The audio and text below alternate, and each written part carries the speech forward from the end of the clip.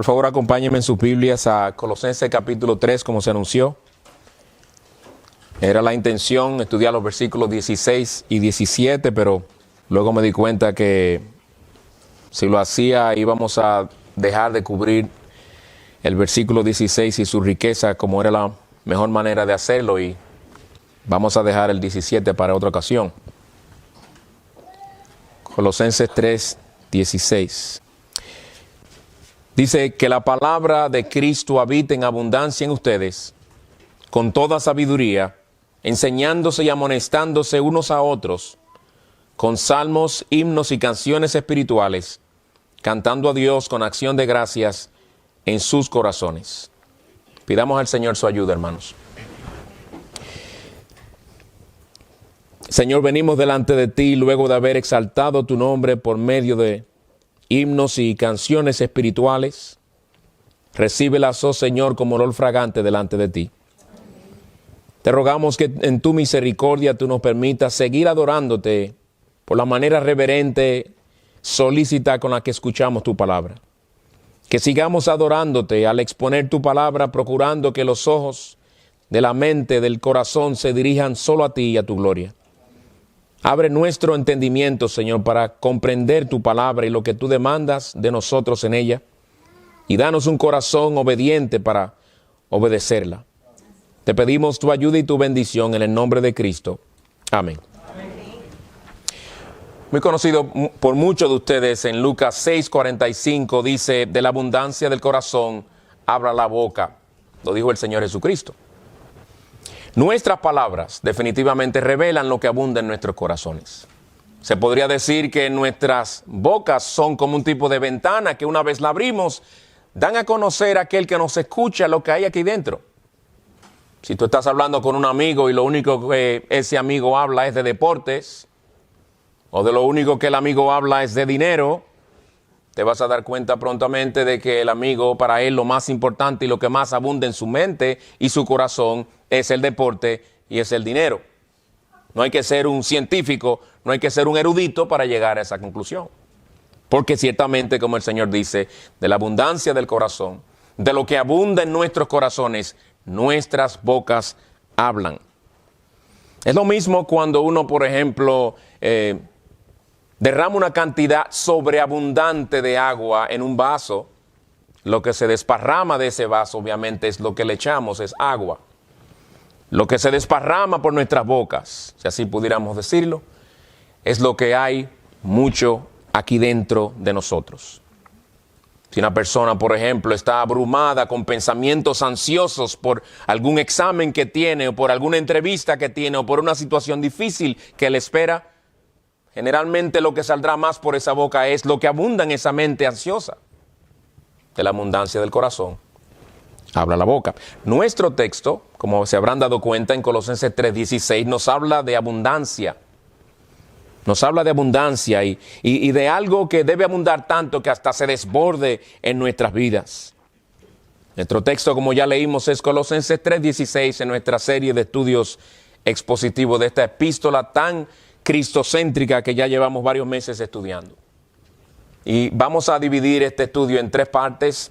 Cada encabezado es una sola palabra. No vi otra manera mejor de hacerlo que esa, y creo que cada uno de estos puntos encajan con lo que vemos en cada una de las 3 partes que vamos a ver en el estudio de hoy. En primer lugar, saturación. En segundo lugar, comunión. Y en tercer y último lugar, adoración. Saturación, especialmente para los niños. ¿Qué es saturar algo? Saturar algo, o saturate en inglés, quiere decir llenar u ocupar una cosa hasta el límite de su capacidad. Llenarlo hasta que más no puede ya. Hablando de nuevo, como la introducción, de ese vaso que se le desparrama el agua porque le echamos demasiada agua. En el capítulo 3, versículo 16, nuestro texto dice que la palabra de Cristo habite en abundancia en ustedes. Que la palabra de Cristo los sature, que los llene sobreabundantemente, dice Pablo. Lo que aquí se nos dice que debe abundar en nosotros claramente es la palabra de Cristo. Hay desacuerdos entre los comentaristas sobre si aquí se refiere a las palabras de Cristo en el sentido de lo que Él dijo mientras estuvo enseñando aquí, lo que se recoge en los evangelios, o se refiere más bien a la palabra de Dios y es simplemente otra manera de llamarla, o se refiere a la predicación de esa palabra, de que debe ser cristocéntrica, que es la palabra de Cristo. ¿Cuál de estas? Hermano, yo creo que las tres son válidas. No se contradicen la una a la otra, se complementan. Y podemos encontrar apoyo en las Escrituras de que, obviamente, la palabra de Dios debe morar en abundancia en nosotros y que cuando se predique esa palabra, lo que debe abundar es la palabra. Es decir, debe ser una predicación saturada de la palabra de Dios, saturada de Cristo, debe ser cristocéntrica. ¿Qué se nos manda hacer con esa palabra aquí en este texto? Dice que esa palabra debe abundar, dice que habite en abundancia en ustedes, que la palabra de Cristo habite en abundancia en ustedes. Se usa el verbo habitar. En griego, la palabra griega también puede traducirse vivir. Que la palabra de Cristo viva en ustedes en abundancia. ¿Por qué es importante que usa el verbo habitar? Porque el Señor nos está hablando aquí de que su deseo es y su mandato es a que esa palabra resida permanentemente en nosotros, no que pase como un visitante de vez en cuando. El Señor quiere que sea algo permanente en nosotros, que venga a ser un residente permanente la palabra de Dios y no algo temporal, no como alguien de visita. Que la palabra de Cristo habite, que viva, que sea un residente, pero ¿de qué manera? En abundancia. Que habite en abundancia en ustedes. En otras palabras, que esta esté allí de manera rica, que es otra manera también de traducirlo. Que abunde en ustedes. Ahora, este abundar no es un abundar cuantitativo. No se está hablando aquí de que en la medida en que una persona va memorizando versículos bíblicos, más abunda la palabra de Dios en esa persona. No. Porque una persona puede memorizarse libros completos de la Biblia y esa Biblia no hacer nada en su mente y su corazón.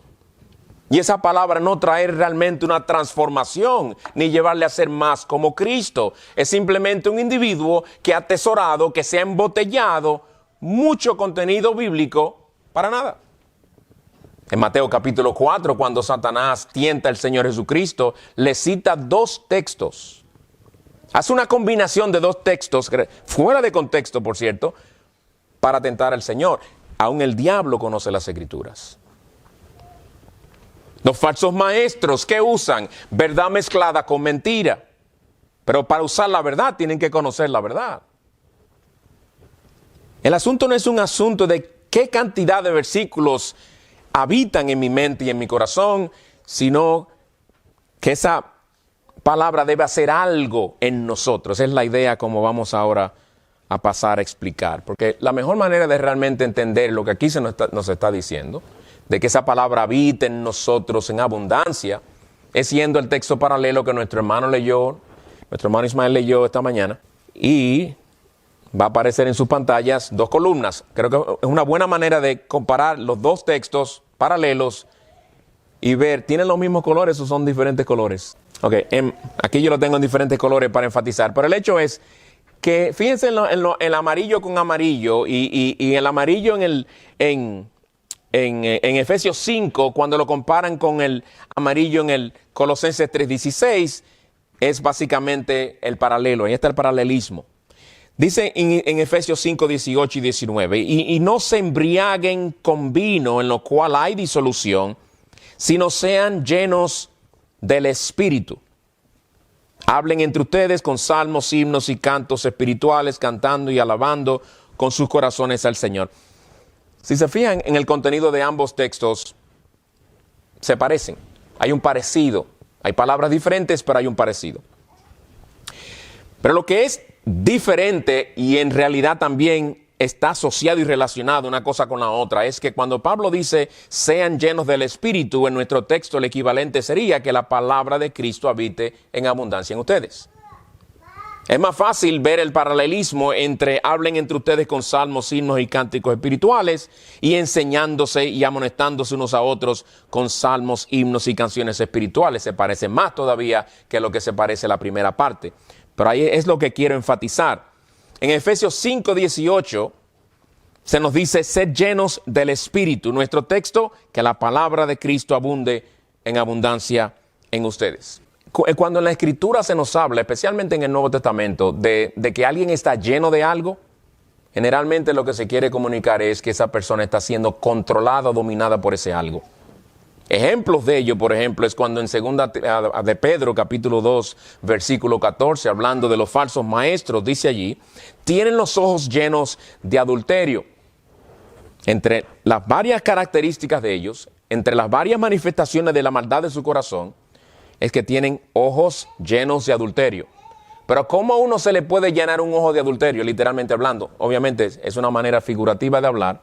Y lo que nos está diciendo es que son personas adúlteras en un nivel realmente fuera de lo común. Son personas controladas a tal punto por sus pensamientos y sus deseos adúlteros que no pueden mirar al sexo opuesto sin despertarse en ellos pasiones carnales que los dominan. Sus ojos están llenos de adulterio, es una manera de decirlo, bien gráfica. Pero esta llenura habla de control, de dominio que ese pecado tiene en ellos. En Marcos 6:49, cuando los discípulos ven al Señor que se dirige a ellos caminando sobre el mar, dice, los discípulos al verlo caminar sobre el agua, creyeron que era un fantasma y se pusieron a gritar llenos de miedo por lo que veían, dominados por el miedo por lo que veían.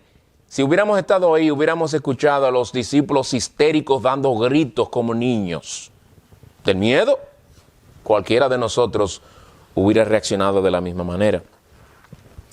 Y en Efesios 5:18, el texto paralelo dice, y no se embriaguen con vino, en lo cual hay disolución, sino sean llenos del Espíritu Santo. Entonces, si llenos es estar dominado o controlado por algo, ¿qué significa ser lleno del Espíritu Santo? Obviamente no es que uno recibe parte de la tercera persona de la Trinidad a una medida más que la otra y se puede medir. No. Él es Espíritu. Esto habla de la influencia poderosa del Espíritu en nosotros.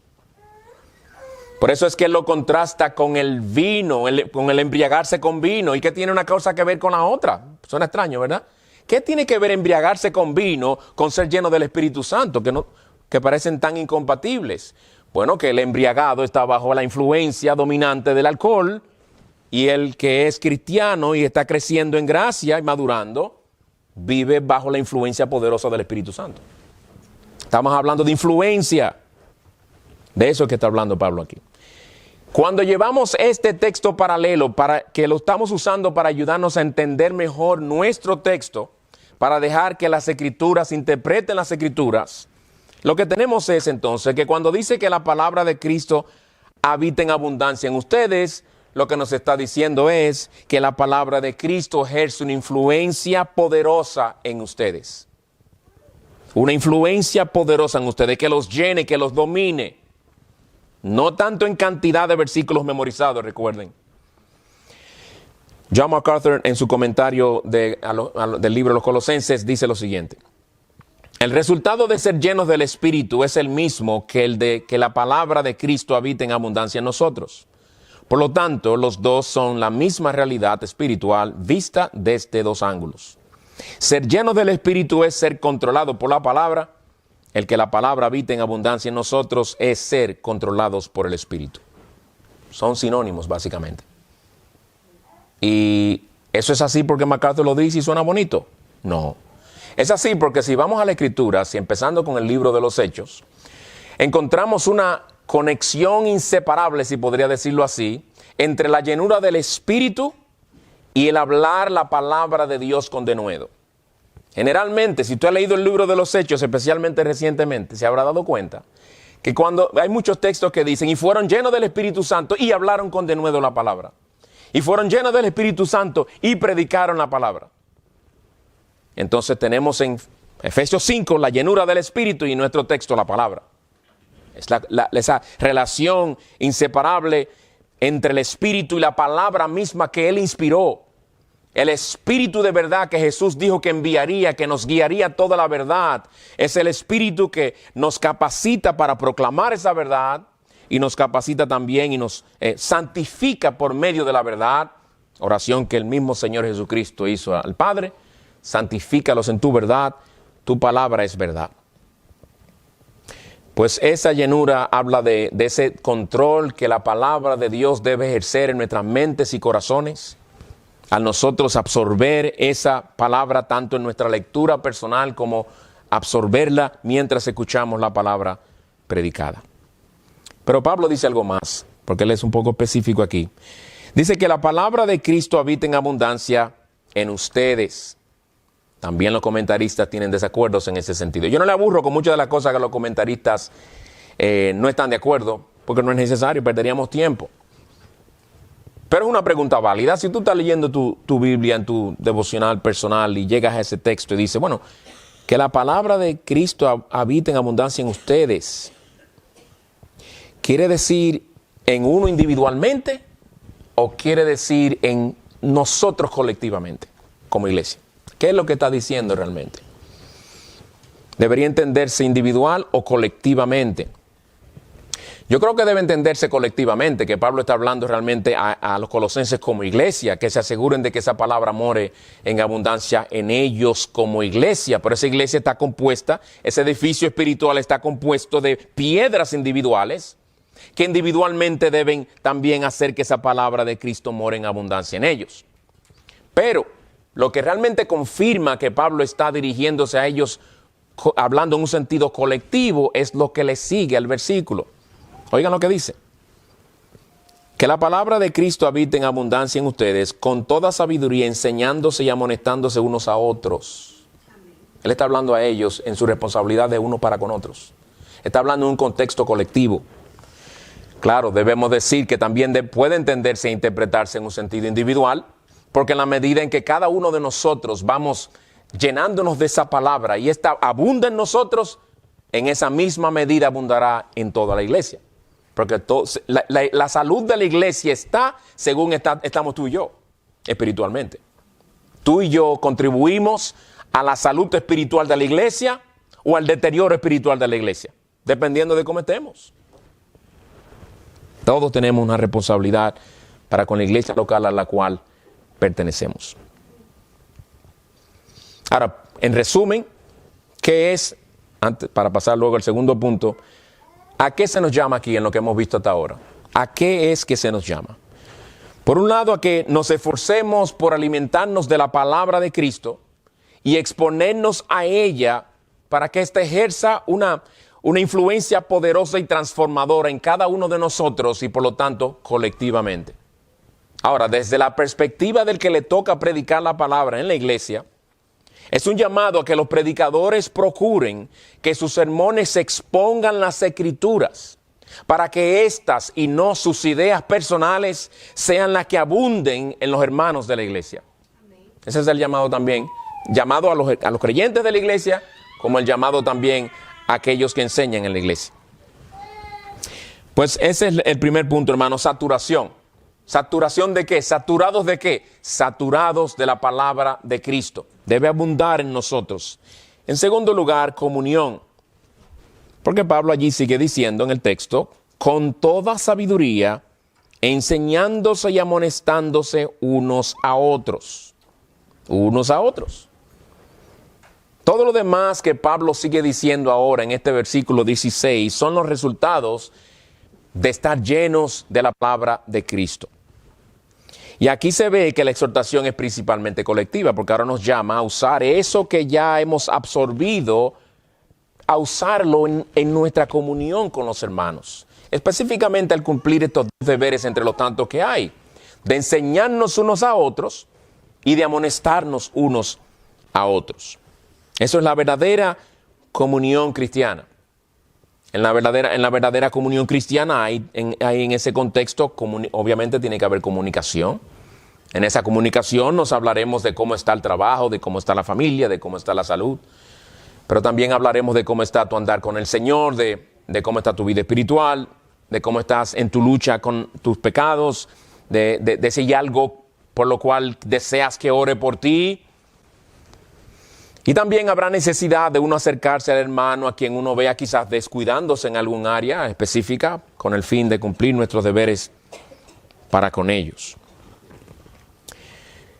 De hecho, Dios mismo nos dio su palabra, entre otras cosas, con este mismo fin. Dice en 2 Timoteo 3:16, toda escritura es inspirada por Dios y útil para enseñar, para reprender, para corregir, para instruir en justicia. Ella misma, por leerla, nos enseña, reprende, corrige e instruye. Pero es esta misma como medio que usamos a la hora de nosotros reprender, corregir e instruir a nuestros hermanos en Cristo. Cuando tengamos comunión unos con otros y compartamos esa palabra inspirada que abunda en nuestros corazones, estaremos enseñando y amonestando a nuestros hermanos, directa o indirectamente. A veces puede ser que tú compartiendo con un hermano citas un versículo que diga, por ejemplo, bueno, como el Señor nos dice que como extranjeros y peregrinos que nos abstengamos de los deseos carnales que batallan contra nuestras almas. Y sin tú querer realmente reprender a ese hermano, Dios usa ese texto que tú le acabas de compartir, que hace tiempo quizás que él había leído o no había oído, y el Señor lo usa como una flecha en su corazón. Le dice, wow. El Señor me habló a través del hermano, sin él ni saber que me estaba ministrando. Me acaba de recordar que yo he estado siendo descuidado, no he estado luchando como debo, con esas pasiones carnales que hay aquí dentro. Con tan solo citar un versículo, así de simple, hermanos. Pues veamos brevemente estos dos deberes. En primer lugar, Pablo habla de enseñándose unos a otros. Es evidente entonces por lo que aquí dice que en la iglesia los únicos que enseñan no son los pastores en una capacidad oficial. Los hermanos también se enseñan unos a otros. No tanto que se enseñan, que se les llama a enseñarse unos a otros. Esto no quiere decir que en cada iglesia, después que termine el culto, miraremos hacia una esquina y encontraremos a cada hermano con un pequeño púlpito individual, con un hermano sentado y enseñándole una clase sobre algo. No. Aquí estamos hablando de enseñarnos, puede ser a un nivel de un hermano discipulando a otro, que es nuevo, enseñándole sobre doctrina, enseñándole sobre las responsabilidades del creyente, enseñándole sobre la vida devocional. Eso es enseñanza. Pero hay diferentes maneras de enseñar, que no tiene que ser desde un púlpito. De hecho, es para esto mismo que el Señor nos dio pastores, según Efesios 4, para equiparnos a cada uno de nosotros como creyentes, para nosotros entonces poder ministrar, y este ministrar incluye enseñar a otros en la iglesia.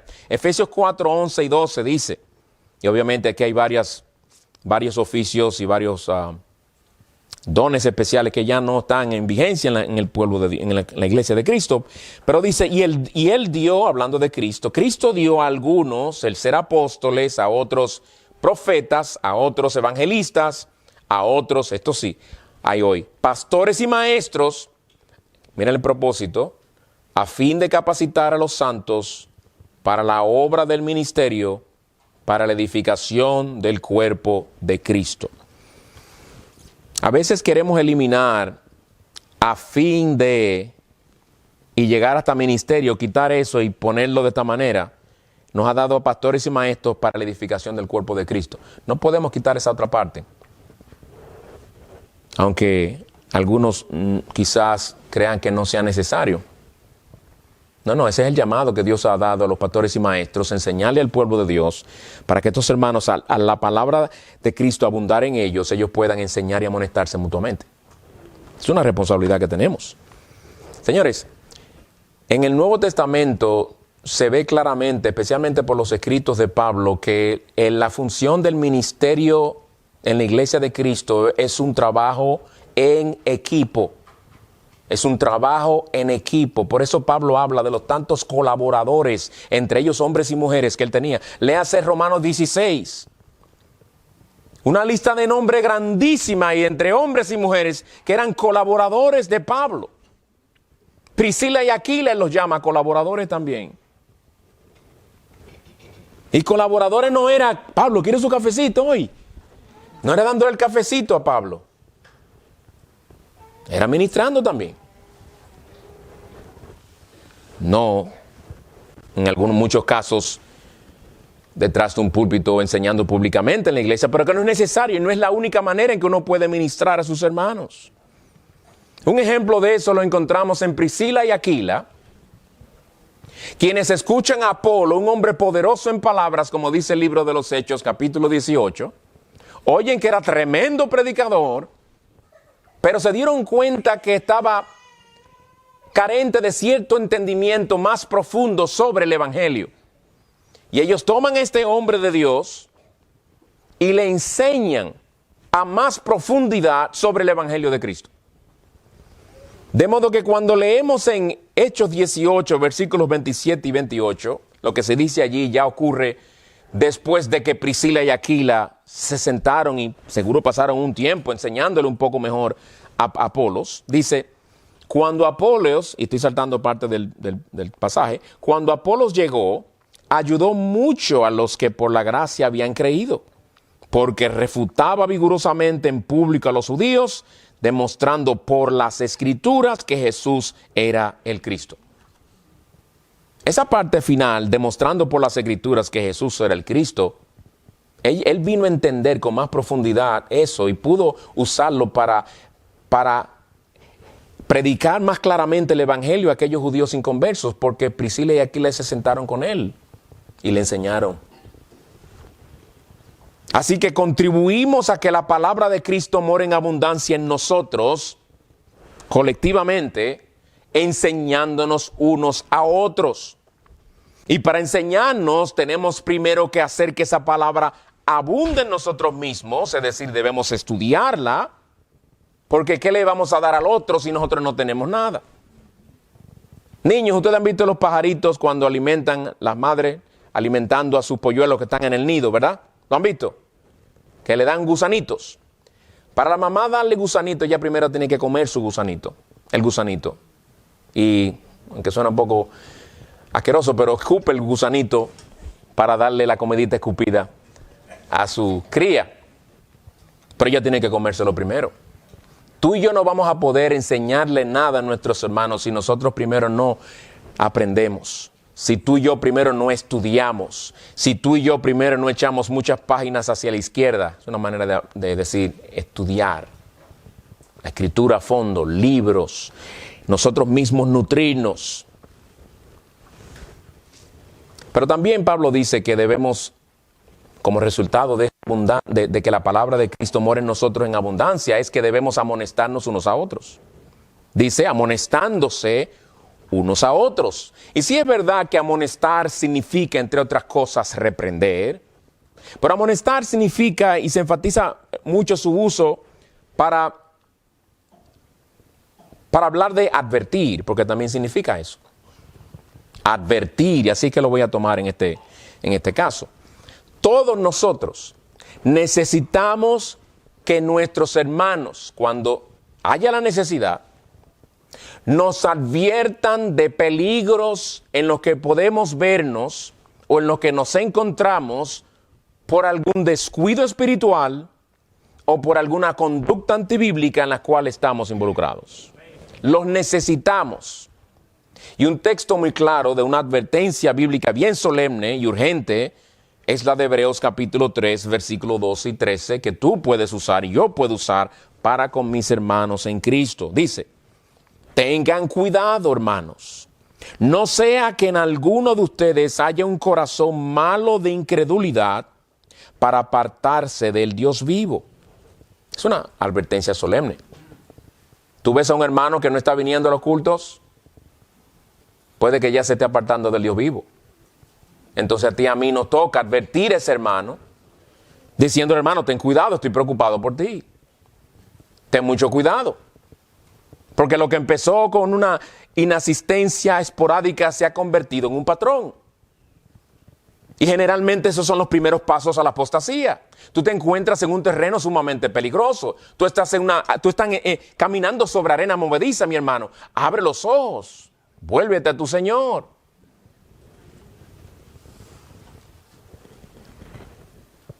próximo versículo aquí dice, antes, exhórtense los unos a los otros cada día, mientras todavía se dice hoy. Sí, porque a veces esperamos hasta mañana y seguimos postergando y postergando y postergando hablar con ese hermano y ese hermano se está endureciendo. Hoy es que hay que hablar con el hermano. No sea que alguno de ustedes sea endurecido por el engaño del pecado. Habrá ocasiones donde tendremos que decirle al hermano, cuidado hermano, estoy preocupado por ti, cuidado. Pero tanto el enseñar y el amonestar, hermanos, el cumplir esos deberes con nuestros hermanos, tiene que hacerse de cierta manera. Porque hay maneras de hacerlo que no son bíblicas, ni tampoco son eficaces, sino que a veces producen todo lo contrario a lo que el Señor quiere que produzcan. Y eso tiene mucho que ver con la manera en que tú y yo a veces hacemos eso. ¿Por qué lo digo? Porque hay maneras de enseñar en la que se exhibe un espíritu de superioridad. Se exhibe un espíritu con el que se le dice al hermano a quien estamos enseñando, siéntate ahí que tú eres un ignorante, yo te voy a enseñar, tú no sabes de eso. No. También hay maneras de advertir y amonestar que son aplastantes en vez de beneficiosas. Algunos también cuando enseñan o cuando advierten especialmente, son muy severos en la manera en que lo dicen. O son a veces hasta, usan sarcasmo a la hora de advertir a ese hermano.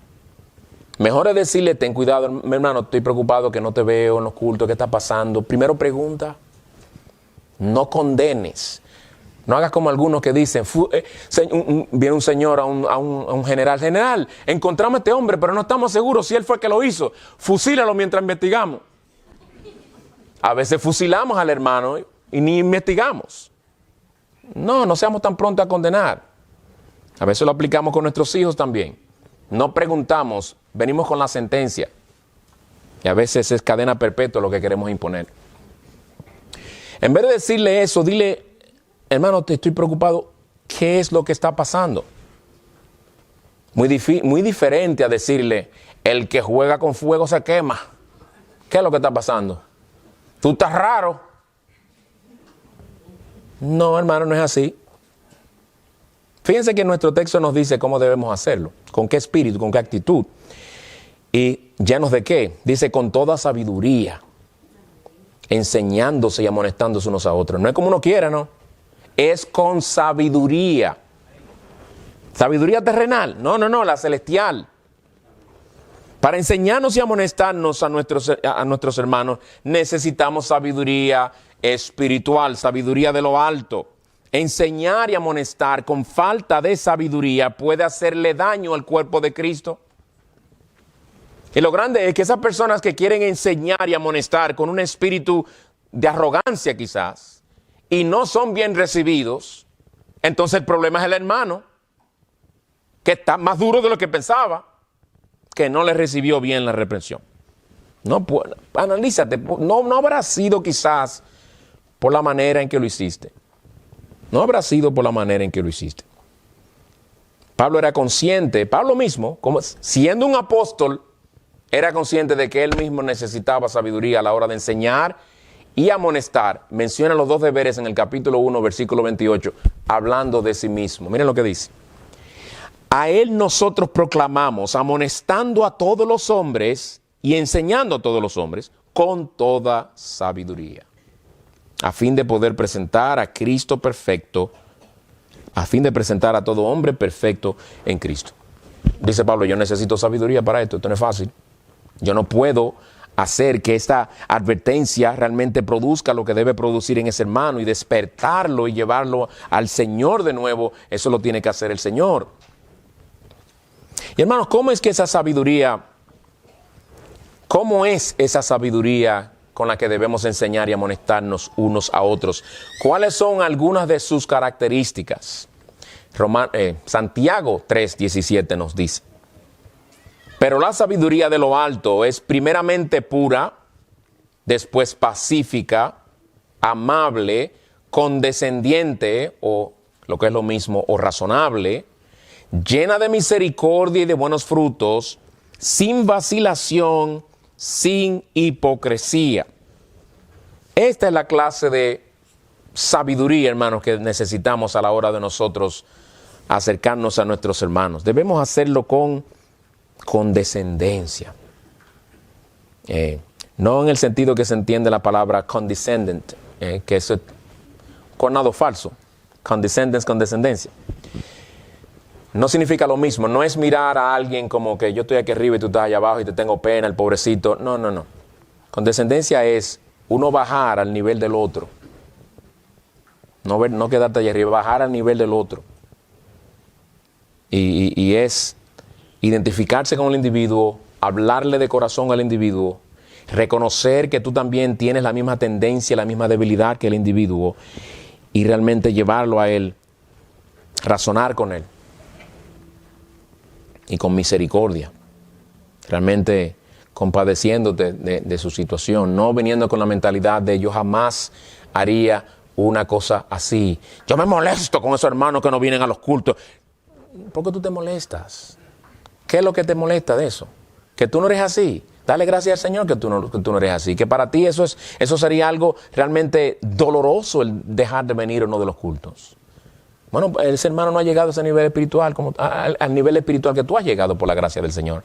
Dale gracias al Señor por ello. Pero compadécete del hermano. Porque tú podrás asistir a todos los cultos, pero lo más seguro hay otra área en la que eres débil y el hermano es fuerte.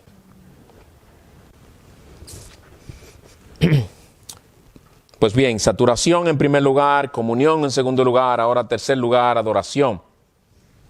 Adoración. ¿Se dan cuenta? Este es un versículo que tiene mucho contenido.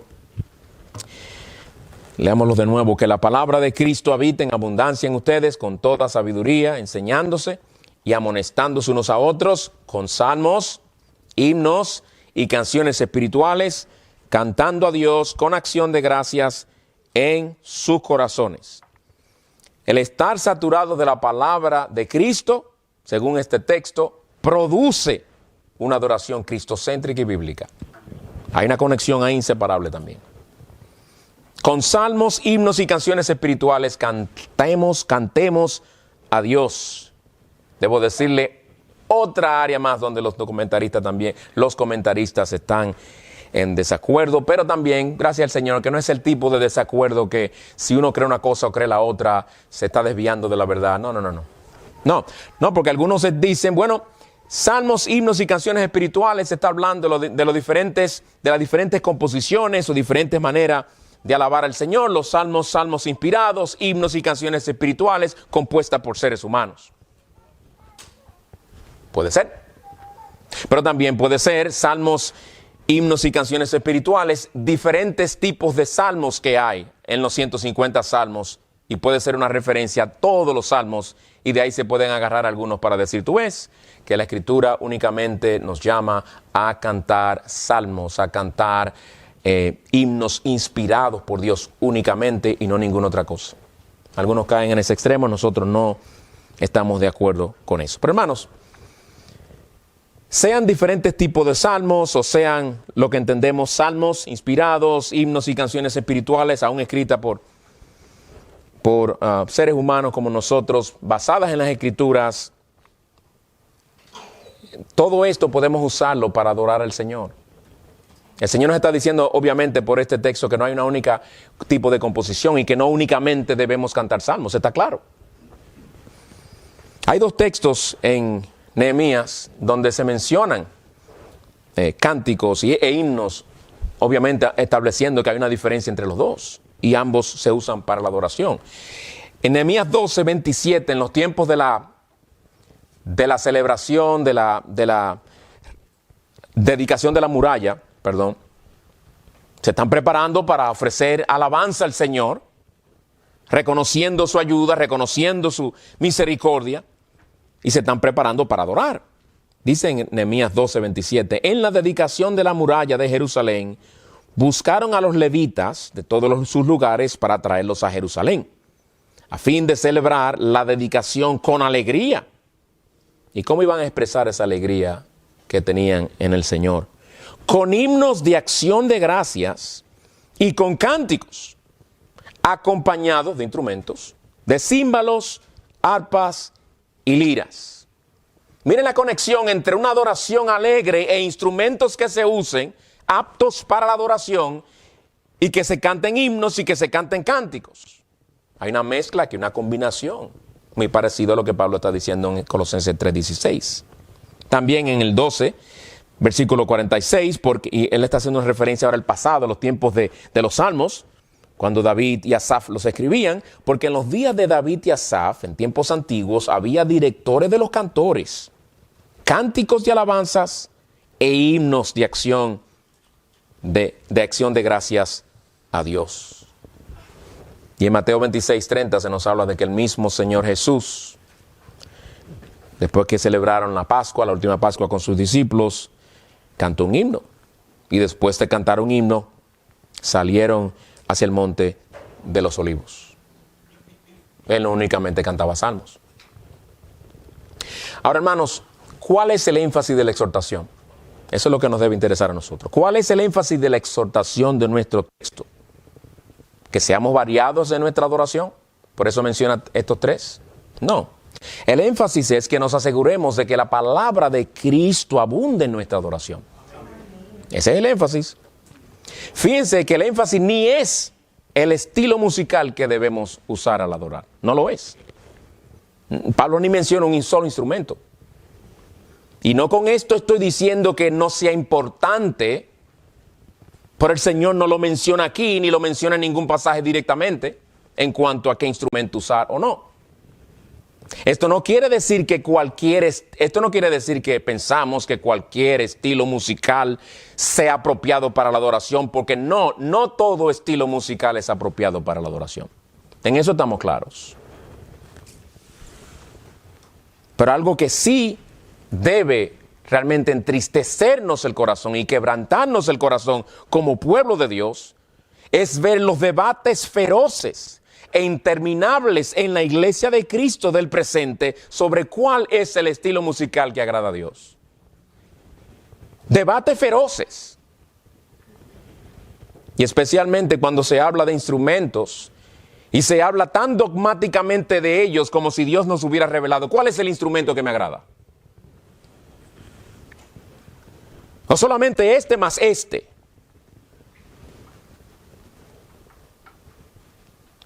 Mucho más cuando lo que muchas veces está en el fondo es un sentido de orgullo que dice: nosotros sí adoramos en la manera que debe adorarse. Mientras el pueblo de Dios y las iglesias de Cristo, no todas, algunas, se están matando unos a otros y dividiéndose unos a otros sobre este tema, el texto nuestro nos sigue diciendo: oye, lo que tu Señor más le interesa es que lo adores con salmos, himnos y canciones espirituales saturadas de la palabra de Cristo. En eso concéntrate. Y teniendo a Cristo como su enfoque principal, en eso concéntrate. El pastor Sugel dice, hablando de este tema, cito: de más está decir que las alternativas no es una alabanza cerebral desprovista de emociones, sino una alabanza que impacte profundamente nuestro corazón, no primariamente por su música, sino por las verdades del evangelio que comunica, pero acompañada de una música que sea consecuente con la naturaleza de las verdades que cantamos. Fin de la cita. Me encantó esa cita porque abarca el entendimiento que debemos tener sobre la música que nosotros vayamos a usar. No está legislando que se toca y no se toca, sino que está reconociendo que realmente la música debe encajar con la naturaleza de lo que se canta. Se tiene que usar el juicio iluminado por la palabra de Dios para llegar con esas conclusiones. Claro que sí, se necesita discernimiento, muchísimo discernimiento, sabiduría, muchísima sabiduría. Pero no perdamos el tiempo. Concentrémonos en que adoremos al Señor con himnos saturados de la palabra de Dios. He hecho mención de himnos y canciones que estén saturadas de la palabra, ¿verdad? Y de que sean cristocéntricas. ¿Pero a qué me refiero? Para ser más específicos. A himnos y canciones espirituales que por un lado adoren a Dios por sus perfecciones, por su amor, su misericordia, su fidelidad, su bondad, etc. Himnos y canciones espirituales que admiren las obras maravillosas de Dios en su creación, en su providencia, en la redención. Himnos que sobre todo exalten a Cristo y su obra redentora, es decir, saturados del Evangelio y el mensaje del Evangelio. También himnos en que se reconozcan las bondades y misericordias del Señor para con su pueblo, es decir, himnos de acciones de gracias. También aquellos en los que humildemente por sus letras nos lleven a decirle al Señor que reconocemos lo indignos que somos, lo débiles que somos, pero a la vez que reconozcan también la gracia del Señor para con nosotros. Y aclaro, hermanos, un himno profundo no es profundo porque sea tan poético en su lenguaje que se convierta más en un enigma que un himno que podemos adorar al Señor con inteligencia, con el entendimiento. Tampoco podemos decir que la espiritualidad de un himno o canción lo determina su antigüedad. Si es del siglo XVIII para atrás, ni lo chequee, que eso es bíblico. No. Si es del siglo XX o XXI, descártalo, que eso es moderno. No. Que la palabra de Cristo abunde en abundancia en vosotros. Y en ello que abunde también a la hora de cantar salmos, himnos y canciones espirituales. Independientemente de la época, la pregunta es, ¿cuál es su contenido? ¿Qué dice sobre Dios? ¿Es su teología correcta, bíblica?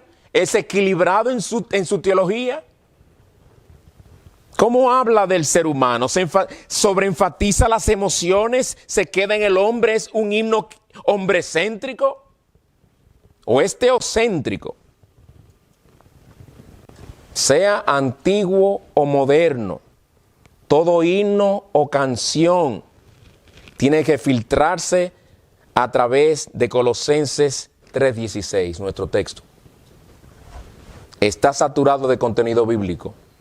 Cada estrofa lleva mi mente a las verdades del Evangelio.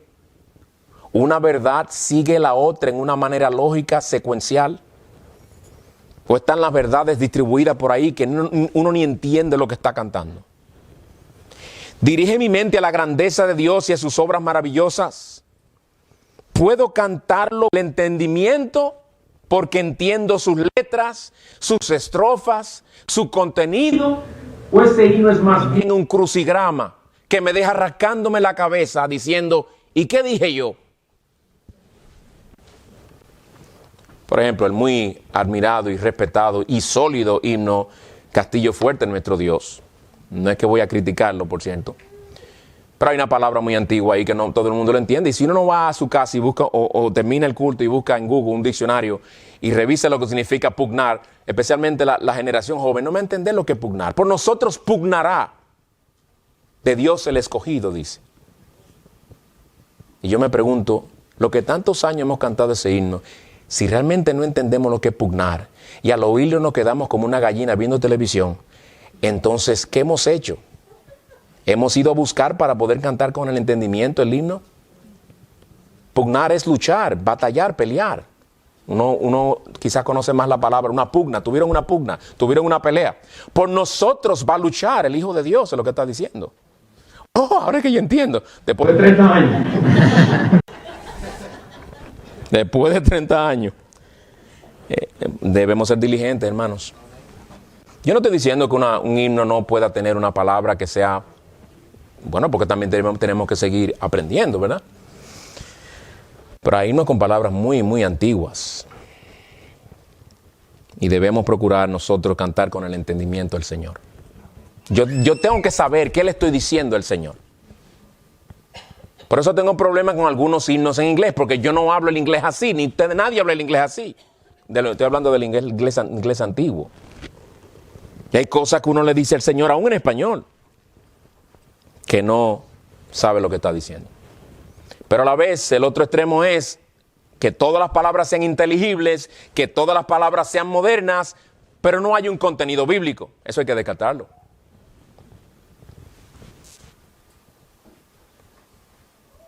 Pero hermanos, Dios no se conforma ni aún únicamente con que nuestra adoración tenga un contenido bíblico. Él no se conforma únicamente con eso.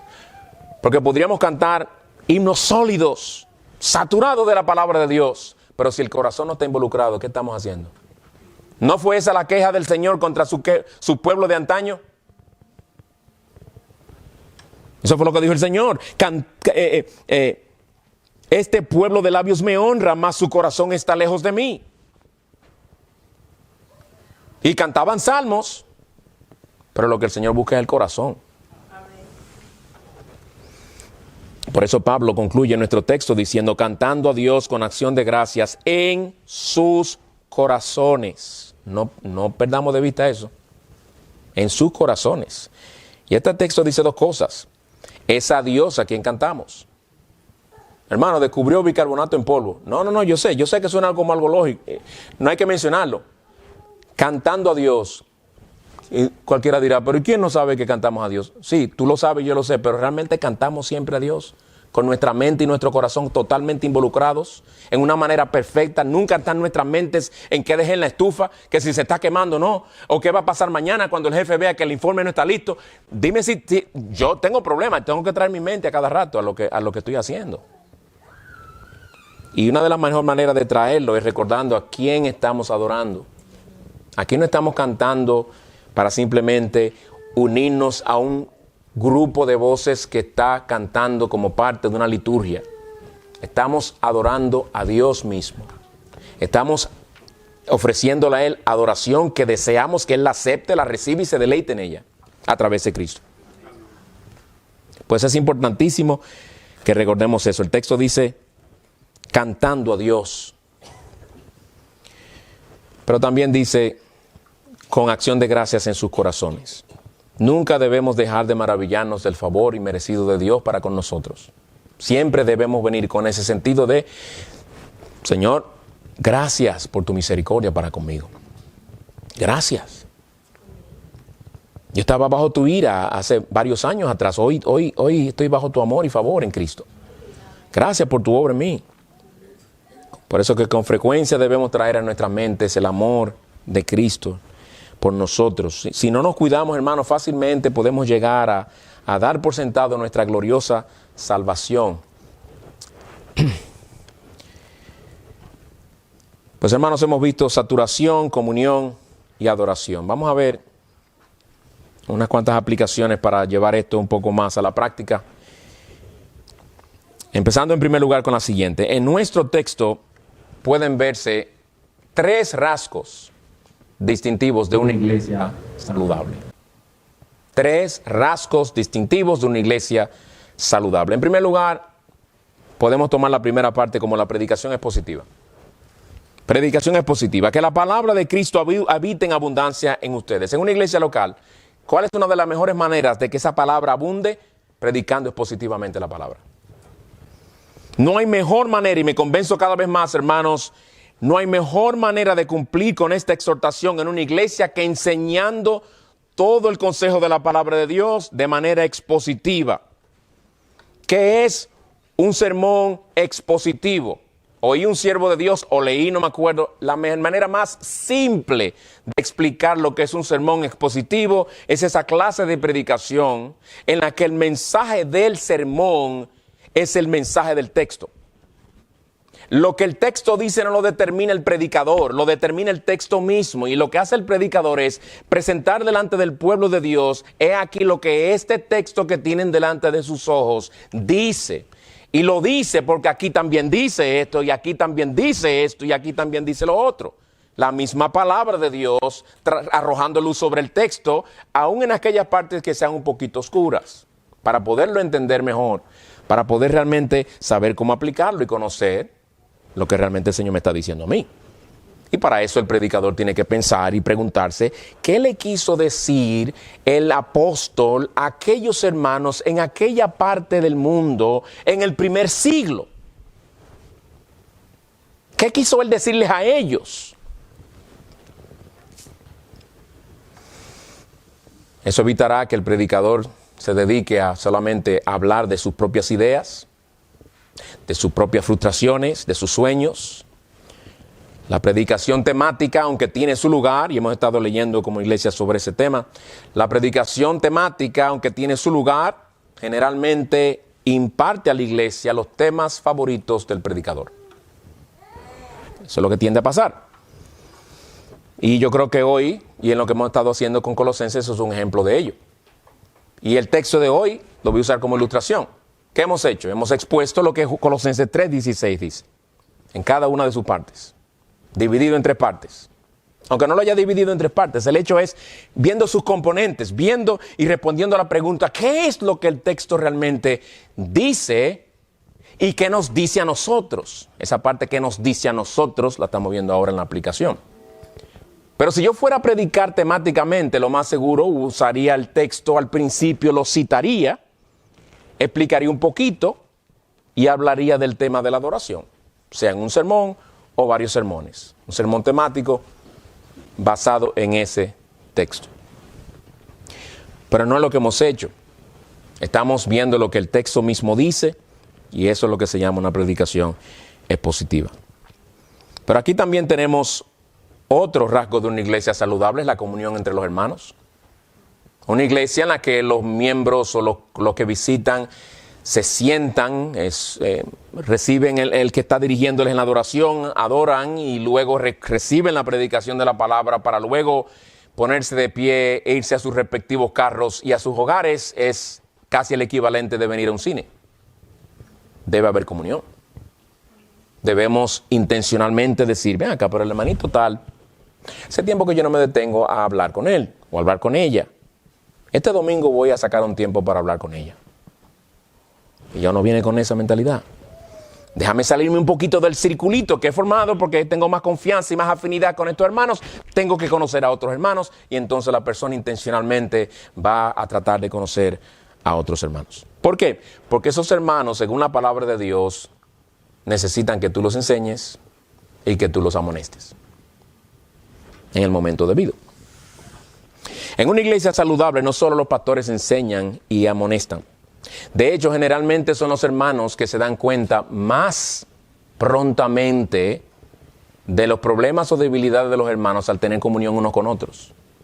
Porque mientras el pastor estará después del culto quizás aconsejando a alguien y tú estás entre tus hermanos y ya pasan 3 domingos y te has visto con un hermano en particular y las 3 veces te dice que ha estado descuidando su lectura bíblica, tú ya estás al tanto del descuido espiritual de este hermano, mientras el pastor todavía no ha podido llegar ahí porque está tratando con otra cosa. Y ahora tú tienes esa responsabilidad de amonestar a ese hermano.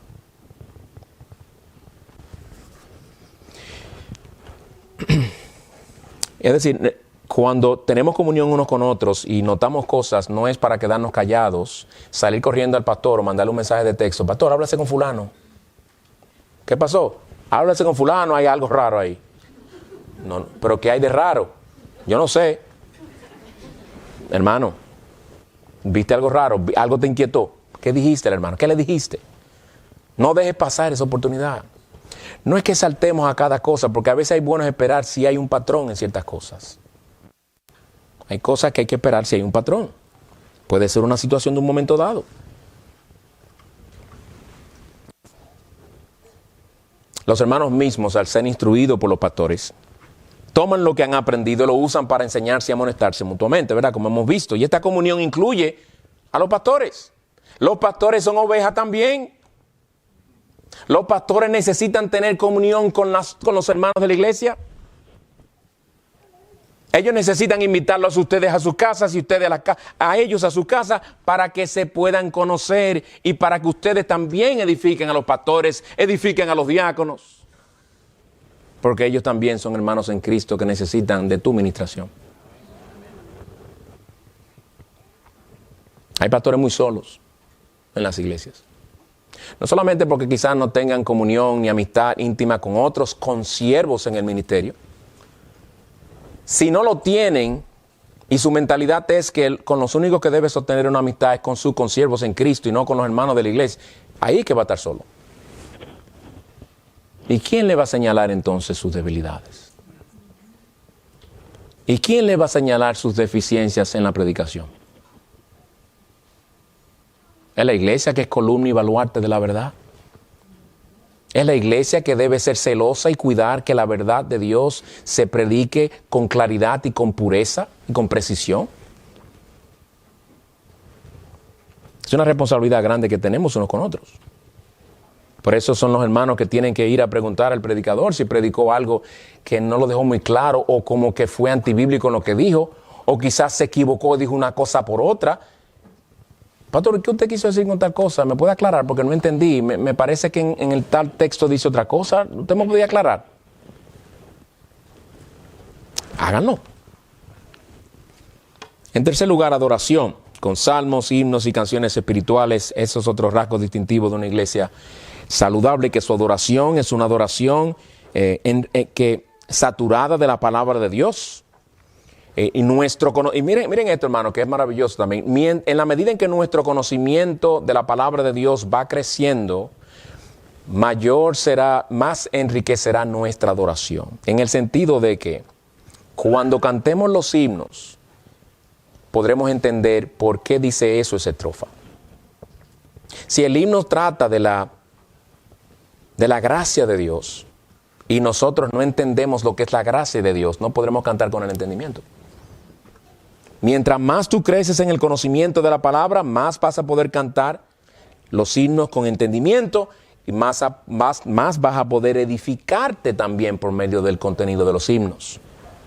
Porque los himnos también nos edifican a nosotros cantarlos. Segundo lugar, esfuérzate porque la palabra de Cristo abunda en ti individualmente.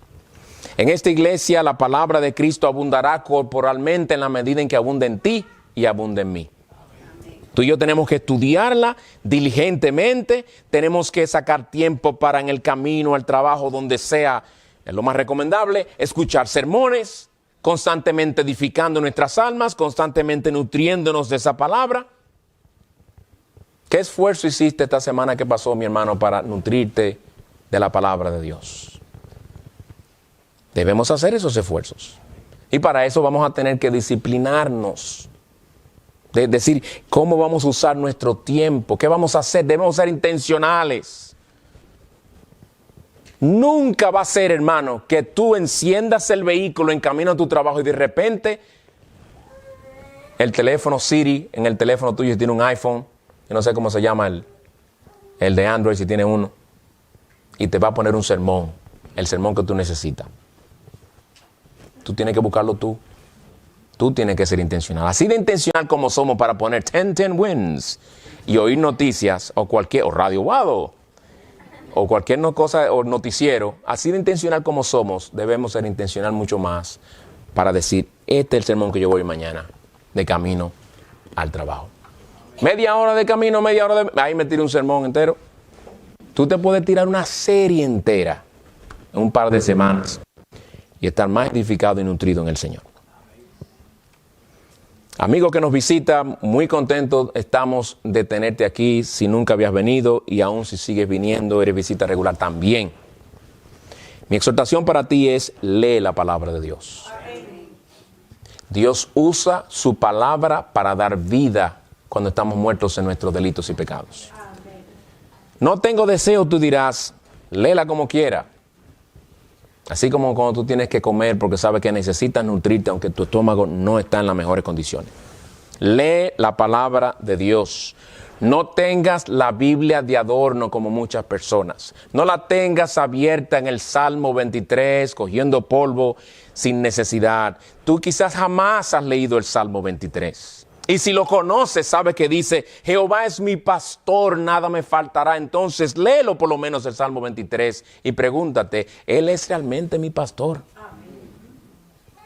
¿Es realmente Él mi pastor y yo soy su oveja? ¿Le sigo yo a Él? ¿Sigo yo su voz? ¿Obedezco su voluntad? Mi amigo, la palabra de Dios es la palabra del Dios vivo que te creó. No es un mero libro religioso más. Es la palabra del Dios vivo, la palabra que será usada en el día final para juzgarte según ella. Sobre todo la Biblia es el libro donde Dios te revela a su Hijo. el único salvador de pecadores, sin el cual no hay esperanza de salvación para ti ni para mí. No desprecies la palabra de Dios, no la tengas en poco, porque te voy a decir algo, todo el mundo, por lo menos en este país se puede decir, tiene acceso a una Biblia. Algunos tienen varias Biblias en sus casas. Pues para que usted sepa, yo no tengo Biblia. ¿Tiene celular? Usted tiene Biblia. No tiene la aplicación, la puede bajar o si no puede buscar hasta versículos en Google y ahí están. No hay excusa. Nadie podrá llegar, vamos a ponerlo más personal, tú no vas a poder llegar al día del juicio y decirle, Señor, había una carencia tal de tu palabra en la nación donde yo viví, me crié, donde morí. Había una carencia tal que, mira, yo ni Juan 3:16 conocí. Tú no vas a poder decirle eso a él. La pregunta va a ser, ¿qué tú hiciste con Juan 3:16? Porque de tal manera amó Dios al mundo que dio a su Hijo unigénito para que todo aquel que en él cree no se pierda, mas tenga vida eterna. ¿Qué tú hiciste con ese versículo que oíste tantas veces? ¿Qué tú hiciste con los sermones que escuchaste tantas veces? Donde se te habló del Señor Jesucristo, donde se te leyó lo que tengo aquí para leerte. Jesús les dijo, yo soy el camino, la verdad y la vida. Nadie viene al Padre sino por mí. ¿Qué vas a hacer con ese versículo? Con esto concluyo. ¿Te acuerdas? Yo creo que esta es una parte de la historia de los evangelios que todo el mundo conoce. Cuando Pilato estaba por soltar a Jesús, que le dio otra alternativa a los judíos y le presentó a Barrabás, a ese ladrón y asesino, y le puso uno básicamente a cada lado y le dijo, ¿a cuál quieren? Escojan. Y todos gritaron, danos a Barrabás y a Cristo, crucifícalo. En otras palabras, acaba con él, cierra la boca para siempre, que estamos cansados ya de oír de que nosotros estamos bajo pecado y necesitamos salvación. Acaba con él, deshazte de él, que no lo queremos. Mi amigo, tú has oído de nuevo sobre Cristo y su llamado a venir a Él, porque Él es el camino, la verdad y la vida. Nadie viene al Padre sino por Él. Entonces te queda ahora a ti que tú vas a escoger a Cristo o a tu Barrabás. Cristo, tu propio pecado. Cristo, tu propio corazón. Cristo, tu dinero. Cristo, tus posesiones. Cristo y cualquier otra cosa, cualquier otro ídolo del cual te aferras que no quieres que te quiten. ¿Quién es ese Barrabás en tu vida porque no estás dispuesto a dejar para abrazar a Cristo por la fe? Abandónalo, mi amigo, y ven a Él, que en Él hallarás misericordia. Y búscalo en su palabra, que Él dice que el que le busca con diligencia, el que le busca de corazón, lo hallará. Oremos. Señor, te damos gracias que en tu misericordia tú nos das este inmenso privilegio de nuevo venir a tu palabra y escuchar lo que nos dice. Ayúdanos, Señor, para que procuremos con diligencia que tu palabra habite en abundancia en nosotros. Que esta palabra sea la que nos controle y nos influencie a la hora de enseñar y amonestar a nuestros hermanos y ellos a nosotros. Y que también sea lo que caracterice nuestra adoración, que es una adoración saturada de tu palabra, que es una adoración cristocéntrica, que es una adoración que te exalte a ti, que es una adoración que nos instruye y nos enseñe más de ti. Señor, ayúdanos como iglesia a glorificarte, a honrarte en todo lo que hagamos. Santifícanos por tu verdad, Señor, y también ten misericordia de aquellos que no están en Cristo, para que ellos vengan a Él por la fe y el arrepentimiento. Te pedimos esto en su nombre. Amén.